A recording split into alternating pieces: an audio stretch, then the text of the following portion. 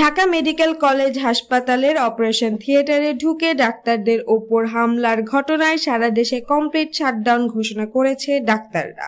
রবিবার দুপুর 12:30টায় ঢাকা মেডিকেল কলেজের প্রশাসনিক গেটে নিউরোসার্জারি বিভাগের আবাসিক সার্জন ডাক্তার আব্দুল আহাদ এই ঘোষণা দেন। তিনি বলেন, আপনারা জানেন শনিবার থেকে কয়েকটি বিচ্ছিন্ন ঘটনা ঘটেছে। আমাদের 3 জন চিকিৎসককে নিউরোসার্জারি বিভাগ থেকে মারতে প্রশাসনিক ব্লকের পরিচালকের রুমে নিয়ে আসা হয়।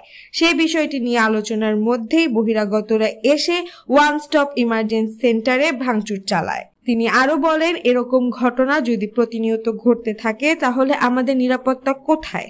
আমরা রোগীদের কিভাবে চিকিৎসা সেবা দিব? বৈষম্য বিরোধী ছাত্র আন্দোলনের আহতদের আমরা চিকিৎসা সেবা দিয়েছি। যেখানে আমাদের নিরাপত্তা নেই সেখানে আমরা কিভাবে চিকিৎসা দেব? ডাক্তারদের দাবির মধ্যে রয়েছে অপরাধীদের গ্রেপ্তার ও দৃষ্টান্তমূলক শাস্তি, ডামেক সহ সারা দেশের হাসপাতালে আর্মি সহ সিকিউরিটি ফোর্স নিযুক্তকরণ, স্বাস্থ্য অধিদপ্তরের অধীনে স্বাস্থ্য পুলিশ নিয়োগ, স্বাস্থ্য সুরক্ষা আইন প্রণয়ন ও বাস্তবায়ন। ডাক্তার আহাদ বলেন, দাবি পূরণ না হওয়া পর্যন্ত সরকারি বেসরকারি হাসপাতালের অপারেশন সহ সব চিকিৎসকদের কমপ্লিট শাটডাউন। এর দায়ভার চিকিৎসকদের উপর না, প্রশাসনের উপর বর্তাবে।